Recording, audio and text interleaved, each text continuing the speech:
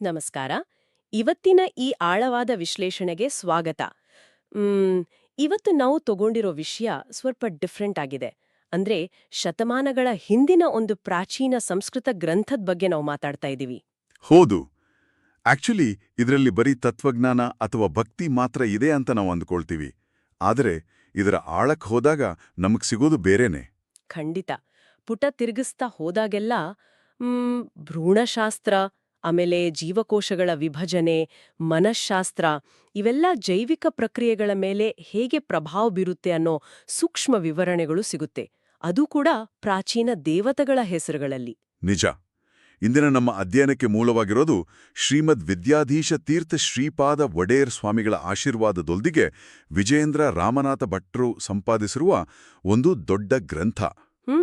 ಆ ಗ್ರಂಥದ ಹೆಸರು ಸಂಧ್ಯಾವಂದನೆಯ ಅಂತರಂಗ ಸಂಪುಟ 2. ಇದರ ಉಪಶೀರ್ಷಿಕೆ ಬಂದ್ಬಿಟ್ಟು ಭಕ್ತಿಯುಕ್ತ ಜ್ಞಾನಯೋಗ. ನಮ್ಮ ಗುರಿ ಏನಂದ್ರೆ ಪ್ರತಿದಿನ ಮಾಡೋ ಸಂಧ್ಯಾವಂದನೆ ಕೇವಲ ಮಂತ್ರ ಪಠಣ ಅಲ್ಲ ಅನ್ನೋದನ್ನ ಅರ್ಥ ಮಾಡ್ಕೊಳ್ಳೋದು. ಎಕ್ಸಾಕ್ಟ್ಲಿ.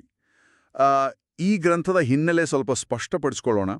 ಮೊದಲ ಸಂಪುಟ ಕರ್ಮಯೋಗದ ಬಗ್ಗೆ ಇತ್ತು, ಅಂದ್ರೆ ಆಚರಣೆಗಳನ್ನ ಹೇಗ್ ಮಾಡಬೇಕು ಅಂತ. ಆದರೆ ಈ ಎರಡನೇ ಸಂಪುಟ ಅಂದ್ರೆ ನಾವು ಇವತ್ತು ಚರ್ಚೆ ಮಾಡ್ತಿರೋದು ಜ್ಞಾನಯೋಗದ ಬಗ್ಗೆ. ಅಂದ್ರೆ ಆಚರಣೆಯ ಹಿಂದಿನ ಅರ್ಥ ಅಲ್ವಾ? ಉಪನಯನ ಆದಾಗಿಂದ ಜೀವನಪೂರ್ತಿ ಮಾಡೋ ಈ ಕರ್ಮದ ಹಿಂದಿನ ಆಂತರಿಕ ಸತ್ಯಗಳನ್ನ ಇದು ಬಿಡಿಸಿಡುತ್ತೆ. ಸಂಧ್ಯಾವಂದನೆ ಅನ್ನೋದು ಮಾನಸಿಕ ಮತ್ತು ಜೈವಿಕ ಪ್ರಕ್ರಿಯೆಗಳನ್ನ ಕಂಟ್ರೋಲ್ ಮಾಡೋ ಒಂದು ಟೂಲ್ ಅಂತ ಇದು ಹೇಳುತ್ತೆ. ಓಹೋ, ಸರಿ. ಇದನ್ನ ಸ್ವಲ್ಪ ಬಿಡಿಸಿ ನೋಡೋಣ. ಇವತ್ತಿನ ನಮ್ಮ ಮುಖ್ಯ ಫೋಕಸ್ ಬಂದು ಸತ್ಸಂತಾನ ಅಥವಾ ಒಂದು ಉತ್ತಮ ಮಗುವನ್ನ ಪಡೆಯೋದಕ್ಕೆ ಈ ಆಚರಣೆ ಹೇಗೆ ಕೆಲಸ ಮಾಡತ್ತೆ ಅನ್ನೋದ್ರ ಬಗ್ಗೆ ಅಲ್ವಾ? ಖಂಡಿತ. ಲೇಖಕರು ಆರಂಭದಲ್ಲೇ ಒಂದು ಅದ್ಭುತವಾದ ಹೋಲಿಕೆ ಕೊಡ್ತಾರೆ. ಒಬ್ಬ ವ್ಯಕ್ತಿಗೆ ಸಂಧ್ಯಾವಂದನೆ ಅನ್ನೋದು ವೇದ, ಧರ್ಮ ಮತ್ತು ಕರ್ಮ ಅನ್ನೋ ಮರಕ್ಕೆ ಬೇರು ಇದ್ದಾಗೆ ಅಂತ. ಬೇರಿಲ್ಲದೆ ಮರ ಬೆಳೆಯೋಕ್ ಸಾಧ್ಯನೇ ಇಲ್ಲ. ಆಕ್ಚುಲಿ ಈ ಅಧ್ಯಾಯದ ಪ್ರಮುಖ ವಿಷಯನೇ ಸತ್ಸಂತಾನಕ್ಕಾಗಿ ಪ್ರಾರ್ಥನೆ. ತೈತೀರಿಯ ಉಪನಿಷತ್ತಿನಲ್ಲಿ ಬರೋ ಪ್ರಜಾತಂತುಂ ಮಾ ವ್ಯವಚ್ಛೇತ್ಸಿ ಅನ್ನೋ ಗುರುವಿನ ಆದೇಶವನ್ನ ಇಲ್ಲಿ ನೆನಪಿಸಿದ್ದಾರೆ. ಅಂದ್ರೆ ಸಂತಾನದ ಸರಪಳಿಯನ್ನ ಕತ್ತರಿಸಬೇಡ ಅಂತಾನಾ? ಹೌದು. ಗುರುಕುಲದಿಂದ ವಾಪಸ್ ಬರೋ ಶಿಷ್ಯನಿಗೆ ಗೃಹಸ್ಥಾಶ್ರಮದ ಅತಿದೊಡ್ಡ ಜವಾಬ್ದಾರಿ ಬಗ್ಗೆ ಹೇಳೋ ಮಾತಿದು. ಇದನ್ನ ವಿಶಾಲ ದೃಷ್ಟಿಕೋನದಿಂದ ನೋಡಿದ್ರೆ ಉತ್ತಮ ಸಂತಾನ ಪಡೆಯೋದು ಬರೀ ಭೌತಿಕ ಪ್ರಕ್ರಿಯೆ ಅಲ್ಲ, ಅದೊಂದು ಆಧ್ಯಾತ್ಮಿಕ ಕರ್ತವ್ಯ. ಏನ್ ಗೊತ್ತಾ, ಈ ಬೇರು ಅನ್ನೋ ಕಾನ್ಸೆಪ್ಟ್ ಕೇಳಿದಾಗ ನನಗೊಂದು ಮಾಡರ್ನ್ ಹೋಲಿಕೆ ನೆನಪಾಗ್ತಾ ಇದೆ. ಸಂಧ್ಯಾವಂದನೆ ಅನ್ನೋದು ನಮ್ಮ ಕಂಪ್ಯೂಟರ್ನ ಆಪರೇಟಿಂಗ್ ಸಿಸ್ಟಮ್ ಅಥವಾ OS ಇದ್ದಾಗ ಹಾಗೆ. ಓ, ಆಸಕ್ತಿದಾಯಕವಾಗಿದೆ. ಮುಂದುವರಿಸಿ. ಅಂದ್ರೆ ನೋಡಿ, OS ಸರಿಯಾಗಿ ಕೆಲಸ ಮಾಡ್ಲಿಲ್ಲ ಅಂದ್ರೆ ನಾವು ಎಷ್ಟೇ ದೊಡ್ಡ ಬೇರೆ ಅಪ್ಲಿಕೇಶನ್ಗಳನ್ನ ಇನ್ಸ್ಟಾಲ್ ಮಾಡಿದ್ರೂ ಅದು ರನ್ ಆಗಲ್ಲ. ಆ ತರಹ ಈ ದಿನನಿತ್ಯದ OS ಸರಿ ಇಲ್ಲ ಅಂದ್ರೆ ಬೇರೆ ಯಾವ ಧಾರ್ಮಿಕ ಕರ್ಮಗಳೂ ಫಲ ಕೊಡಲ್ಲ. ಬಹಳ ಸರಿಯಾದ ಹೋಲಿಕೆ ಇದು. ಆದ್ರೆ ನನ್ನ ಪ್ರಶ್ನೆ ಏನಂದ್ರೆ, ಒಂದು OS ಡಿಜಿಟಲ್ ಫೈಲ್ಗಳನ್ನ ಕಂಟ್ರೋಲ್ ಮಾಡುತ್ತೆ, ಸರಿ. ಆದ್ರೆ ಪ್ರತಿದಿನ ಮಾಡೋ ಈ ಮಂತ್ರ ಪಠಣ ಸಂತಾನೋತ್ಪತ್ತಿ ಅಂತ ಸಂಪೂರ್ಣ ಜೈವಿಕ ಪ್ರಕ್ರಿಯೆಗೆ ಅಂದ್ರೆ ಬಯಾಲಜಿಗೆ ಹೇಗೆ ಕನೆಕ್ಟ್ ಆಗತ್ತೆ? ಅದೇ ಈ ಗ್ರಂಥದ ಅತ್ಯಂತ ಕುತೂಹಲಕಾರಿ ಭಾಗ. ಲೇಖಕರು ಇದನ್ನು ವಿವರಿಸೋಕೆ ತೈತ್ತಿರೀಯ ಉಪನಿಷತ್ತಿನ ಮತ್ತೊಂದು ರೆಫರೆನ್ಸ್ ಕೊಡ್ತಾರೆ. ಭಗವಂತನು ಜನನೇಂದ್ರಿಯದಲ್ಲಿ 3 ದೈವಿಕ ಶಕ್ತಿಗಳ ರೂಪದಲ್ಲಿ ಇರ್ತಾನೆ ಅಂತ. ಹೌದಾ? ಆ 3 ಶಕ್ತಿಗಳು ಯಾವುವು? ಪ್ರಾಣ, ಅಮೃತ ಮತ್ತು ಆನಂದ. ಇದನ್ನ ನಾವು ವಿಶ್ಲೇಷಣೆ ಮಾಡಿದ್ರೆ ಪ್ರಾಣ ಅಂದ್ರೆ ಜೀವಶಕ್ತಿ, ಅಮೃತ ಅಂದ್ರೆ ಸಾವಿಲ್ಲದೆ ಮುಂದುವರಿಯುವ ವಂಶವಾಹಿ ಅಥವಾ ಜೆನೆಟಿಕ್ ಮೆಟೀರಿಯಲ್. ಓ, ಆಮೇಲೆ ಆನಂದ ಅಂದ್ರೆ ಆ ನೈಸರ್ಗಿಕ ಪ್ರಕ್ರಿಯೆಗೆ ಸಿಗೋ ಪ್ರೇರಣೆ ಅಂತನಾ? ಖಂಡಿತವಾಗಿಯೂ. ಬರೀ ಶಾರೀರಿಕ ಬಯಕೆಗಳನ್ನ ಆಚೆಗಿಟ್ಟು ನೋಡಿದ್ರೆ ಇದರ ಹಿಂದೆ ಇರೋ ಜೈವಿಕ ವಿಜ್ಞಾನವನ್ನ ಪ್ರಾಚೀನರು ದೈವಿಕ ಪದಗಳಲ್ಲಿ ವಿವರಿಸಿದ್ದಾರೆ. ಇದು ಇಲ್ಲಿಗೆ ನಿಲ್ಲಲ್ಲ. ಇನ್ನೇನಿದೆ? ತಾಯಿಯ ಗರ್ಭದಲ್ಲಿ ಭ್ರೂಣದ ಬೆಳವಣಿಗೆ ಆಗೋದನ್ನು ಕೂಡ 4 ದೈವಿಕ ರೂಪಗಳ ಮೂಲಕ ವಿವರಿಸಿದ್ದಾರೆ.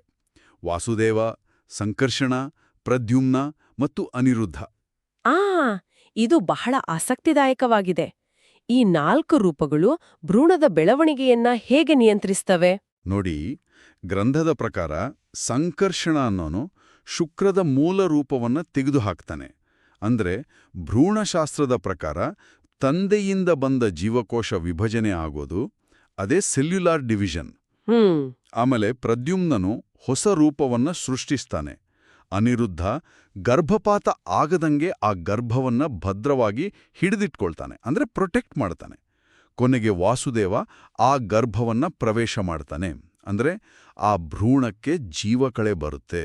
ಒಂದ್ ನಿಮಿಷ, ಇಲ್ಲಿ ಗಮನಿಸಬೇಕಾದ ಅತ್ಯಂತ ರೋಚಕ ವಿಚಾರ ಏನಂದ್ರೆ ಆಕ್ಚುಲಿ ಇದು ಪ್ರಾಚೀನ ಕಾಲದ ಎಂಬ್ರಿಯಾಲಜಿ ಅಥವಾ ಭ್ರೂಣಶಾಸ್ತ್ರದ ಹಾಗೆ ಕಾಣ್ತಾ ಇಲ್ವಾ? ಹೌದು, ಮೇಲ್ನೋಟಕ್ಕೆ ಹಾಗೆ ಅನ್ಸುತ್ತೆ. ಆದ್ರೆ ನನಗೊಂದು ಡೌಟ್. ನಾವು ಇವತ್ತಿನ ಮಾಡರ್ನ್ ಸೈನ್ಸ್ನ ಇಟ್ಕೊಂಡು ಹಳೆ ಶ್ಲೋಕಗಳಿಗೆ ಬಲವಂತವಾಗಿ ಅರ್ಥ ಕಲ್ಪಿಸ್ತಾ ಇದೀವಾ? ಅಂದ್ರೆ ಮೈಕ್ರೋಸ್ಕೋಪ್ ಇಲ್ದೆ ಅವರಿಗೆ ಸೂಕ್ಷ್ಮ ಜೀವಕೋಶಗಳ ವಿಭಜನೆ ಬಗ್ಗೆ ಗೊತ್ತಿತ್ತಾ?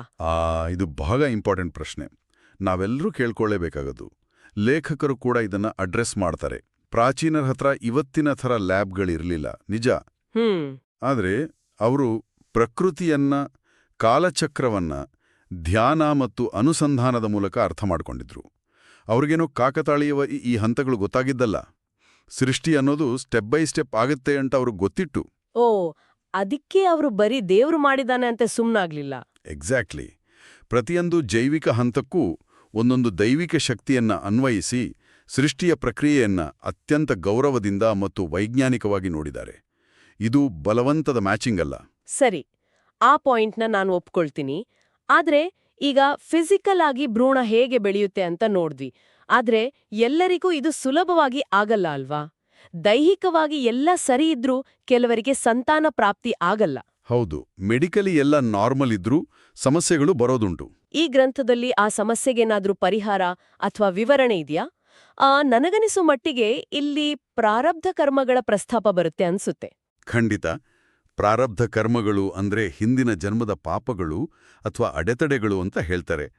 ಇವುಗಳನ್ನ ನಾಶ ಮಾಡೋದಕ್ಕೆ ನರಸಿಂಹದೇವರ ಉಗ್ರ ರೂಪವನ್ನ ಪ್ರಾರ್ಥಿಸ್ಬೇಕು ಅಂತ ಗ್ರಂಥ ಹೇಳುತ್ತೆ. ಈ ಪ್ರಕ್ರಿಯೆಗೆ ಉಪಮರ್ಧನ ಅಂತ ಕರೀತಾರೆ ಅಲ್ವಾ? ಹೌದು, ಉಪಮರ್ಧನ. ಇದನ್ನ ನಾವು ಸೈಕಲಾಜಿಕಲ್ ಆಗಿ ನೋಡಿದ್ರೆ ಬಹಳ ಇಂಟ್ರೆಸ್ಟಿಂಗ್ ಆಗಿದೆ. ಪ್ರಾರಬ್ಧ ಕರ್ಮಗಳು ಅಂದ್ರೆ ಬರೀ ಯಾವುದೋ ಕಾಣದ ಪಾಪಗಳಲ್ಲ. ಅವು ನಮ್ಮ ಆಳವಾದ ಮಾನಸಿಕ ಬ್ಲಾಕ್ಗಳು, ಅಂದ್ರೆ ಸೈಕಲಾಜಿಕಲ್ ಬ್ಲಾಕ್ಸ್. ಭಯ, ಆತಂಕ ಇರ್ಬೋದು. ನಿಜ. ವಿಪರೀತ ಸ್ಟ್ರೆಸ್ ಇದ್ರೆ ಪ್ರೆಗ್ನೆನ್ಸಿ ಕಷ್ಟ ಆಗತ್ತೆ ಅಂತ ಇವತ್ತಿನ ಸೈನ್ಸ್ ಕೂಡ ಹೇಳುತ್ತೆ. ಸಂತಾನೋತ್ಪತ್ತಿ ಅನ್ನೋದು ದಂಪತಿಗಳ ಮಾನಸಿಕ ನೆಮ್ಮದಿ ಮೇಲೆ ತುಂಬಾ ಡಿಪೆಂಡ್ ಆಗಿದೆ. ಹಾಗಾಗಿ ನರಸಿಂಹದೇವರನ್ನ ಧ್ಯಾನ ಮಾಡೋದು ಆ ಮಾನಸಿಕ ಒತ್ತಡವನ್ನ ಅಳಿಸಿ ಹಾಕೋ ಒಂದು ಅಸ್ತ್ರ. ಅಂದ್ರೆ ಉಗ್ರ ರೂಪವನ್ನ ಧ್ಯಾನ ಮಾಡೋದ್ರಿಂದ ನಮ್ಮ ಒಳಗಿರೋ ಭಯ, ನಕಾರಾತ್ಮಕತೆ ಸುಟ್ಟು ಹೋಗುತ್ತೆ ಅಂತ. ಎಕ್ಸಾಕ್ಟ್ಲಿ.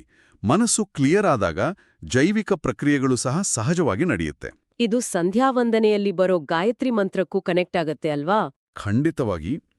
ಗಾಯತ್ರಿ ಮಂತ್ರದ 3ನೇ ಪಾದ ಧಿಯೋ ಯೋ ನಃ ಪ್ರಚೋದಯಾತ್ ಅನ್ನೋದನ್ನ ಕೇವಲ ಜ್ಞಾನಕ್ಕಾಗಿ ಮಾತ್ರ ಅಲ್ಲ, ಇಂಥ ನಿರ್ದಿಷ್ಟ ಬೇಡಿಕೆಗಳಿಗೂ ಬಳಸಬಹುದು ಅಂತ ಗ್ರಂಥ ಹೇಳುತ್ತೆ.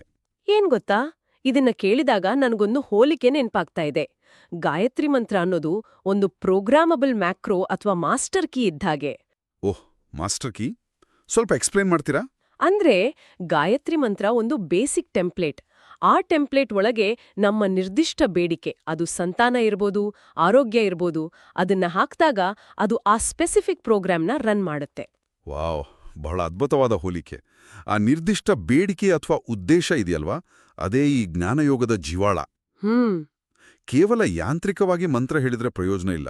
ಜ್ಞಾನ, ಭಕ್ತಿ ಮತ್ತು ಮಂತ್ರಗಳ ಉಚ್ಚಾರಣೆಯ ಜೊತೆಗೆ ಅನುಸಂಧಾನ ಅಂದ್ರೆ ಸ್ಪಷ್ಟವಾದ ಉದ್ದೇಶ ಸೇರಿದಾಗ ಮಾತ್ರ ಅದು ಫಲ ಕೊಡುತ್ತೆ. ಅಂದ್ರೆ ಭಗವಂತನಿಗೆ ಸತ್ಸಂತಾನ ನೀಡಲು ಪ್ರೇರೇಪಿಸು ಅಂತ ಆ ಮಂತ್ರದ ಮೂಲಕ ಇಂಟೆನ್ಷನ್ ಸೆಟ್ ಮಾಡೋದು.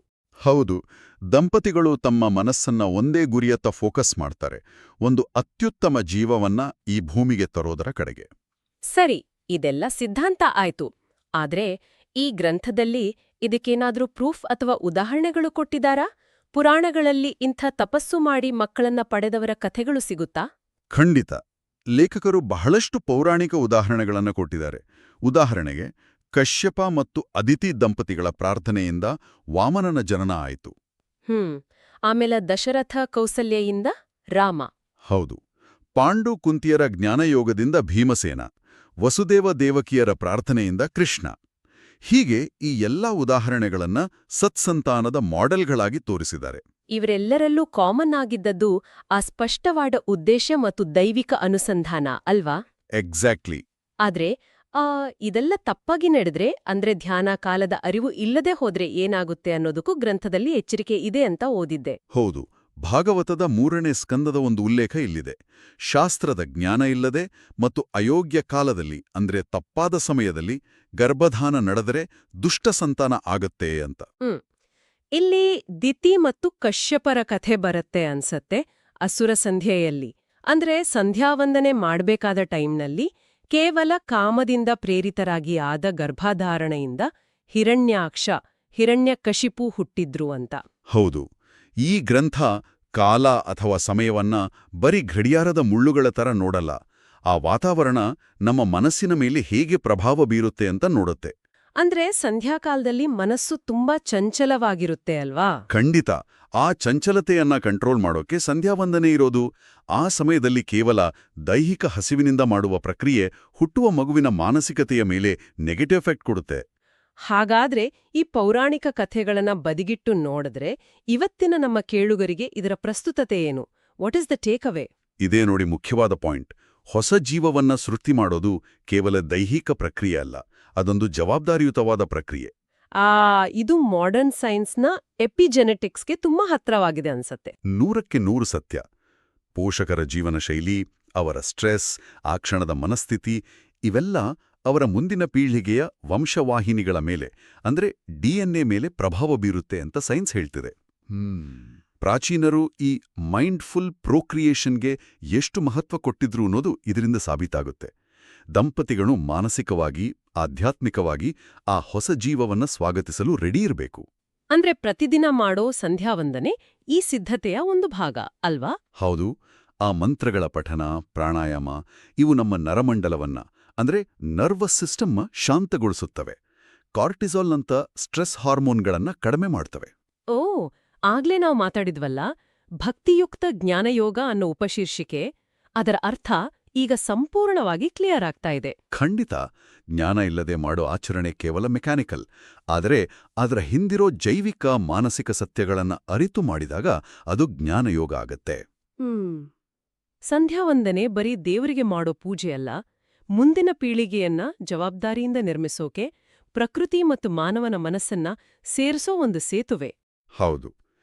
ಪ್ರಶಾಂತವಾಗಿ ಕುಳಿತು ತನ್ನೊಳಗಿನ ಜೈವಿಕ ಶಕ್ತಿಗಳನ್ನ ಅರಿಯುವ ವ್ಯಕ್ತಿ ತನ್ನ ವಂಶದ ಕೊಂಡಿಯನ್ನ ಅತ್ಯಂತ ಸದೃಢವಾಗಿ ಬೆಸೆಯುತ್ತಿದ್ದಾನೆ ಅಂತ ಅರ್ಥ. ಧರ್ಮ ಮತ್ತು ವಿಜ್ಞಾನ ಒಂದೇ ಗುರಿಯತ್ತ ಸಾಗೋ 2 ರಸ್ತೆಗಳು. ನಿಜ. ಇದು ನಮ್ಮ ಆಲೋಚನಾ ಕ್ರಮವನ್ನೇ ಬದಲಾಯಿಸೋ ದೃಷ್ಟಿಕೋನ. ಇವತ್ತಿನ ಈ ಸಂವಾದವನ್ನ ಮುಗಿಸೋ ಮುನ್ನ ನಮ್ಮ ಕೇಳುಗರಿಗೆ ಒಂದು ಕುತೂಹಲಕಾರಿ ಪ್ರಶ್ನೆಯನ್ನ ಬಿಡೋಕೆ ಇಷ್ಟಪಡ್ತೀನಿ. ಖಂಡಿತ.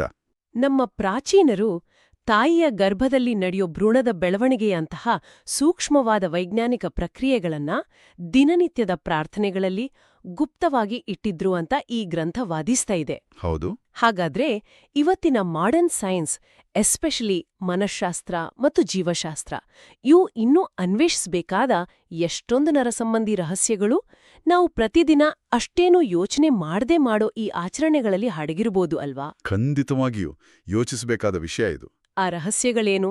ಅವು ನಮ್ಮ ಮೆದುಳಿನ ಮೇಲೆ ಹೇಗೆ ಪ್ರಭಾವ ಬೀರುತ್ತಿರಬಹುದು? ಸ್ವಲ್ಪ ಯೋಚನೆ ಮಾಡಿ. ಈ ಸಂವಾದವನ್ನ ಆಲಿಸಿದ್ದಕ್ಕೆ ಧನ್ಯವಾದಗಳು.